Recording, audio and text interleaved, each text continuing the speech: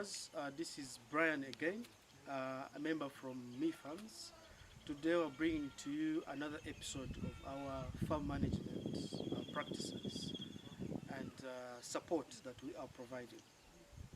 Today we are here in Kanyarieru, Panga Mushanju village. It is around Viharwe, on the road entering Mbarara city. It's the western part of Uganda. This particular farmer that we have visited, it's called UDES farm. This farm is owned by a gentleman who is based in South Africa. So he approached us, similar to other farmers. I wanted to get the farm management support. So we have built this farm from scratch. As you can see, we've managed to establish this structure in the background, ensuring that it is technically accepted.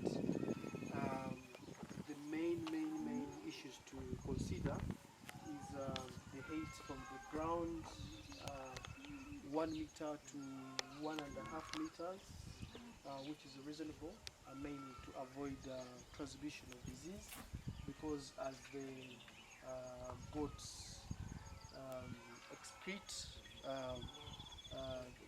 the droppings can become a breeding area for bacteria, which would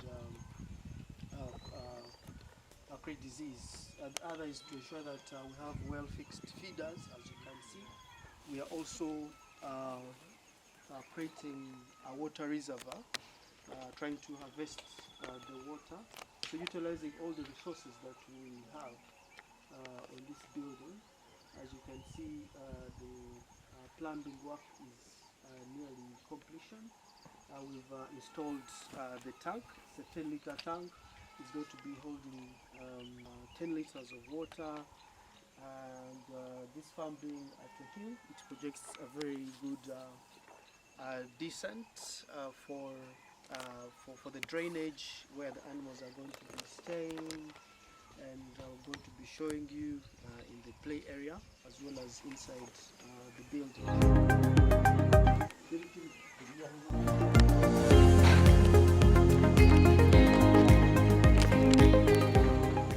As you can see, we have 3 partitions.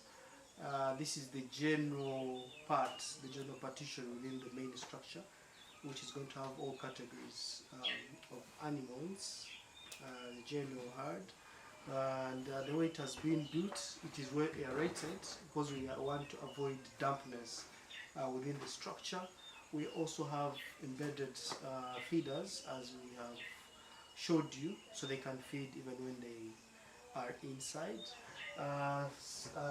Differently, we have the kids pen, which is a little bit compacted on its wall, and the reason is because the kids need warmth, so they do not need to be affected by too much air. So that's the only difference between the kids pen, or the partition for the kids, and one for the general herd.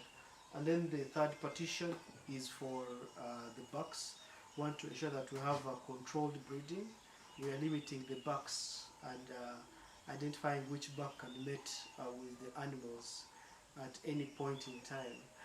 We are also going to erect compartments above, because this house is well raised, where we can use as a storage for hay in the meantime. So this is how it's being structured.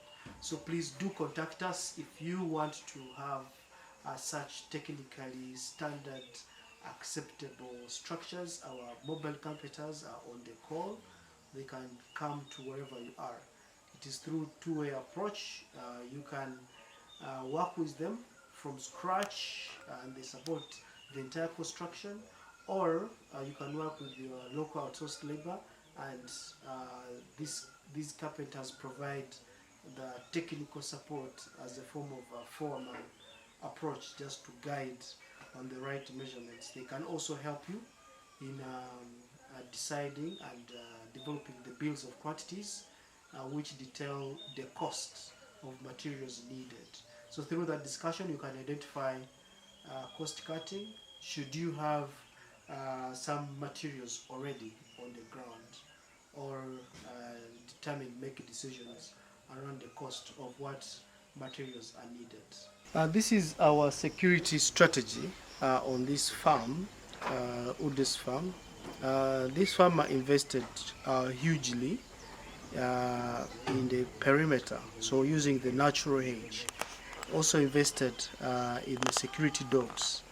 All these are being done to guard from intruders and people who can destroy or encroach, thieves and so on. So we want to encourage all farmers to always plan, because when you make this farm, it's a huge investment. So you do not want to lose your fortune because of errors or missing any steps in your ventures as you establish. So we'll provide all this support once you join us and work with us. Thank you for listening to me. Please contact us on the contacts below this video. Thank you so much.